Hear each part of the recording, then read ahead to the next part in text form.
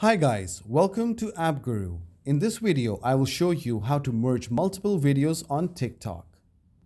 First, open the app TikTok. Now go to your profile page and press on the add button from the bottom of the screen. This will open the camera option of TikTok. Now press on upload from the bottom right and select the videos you want to merge from the list.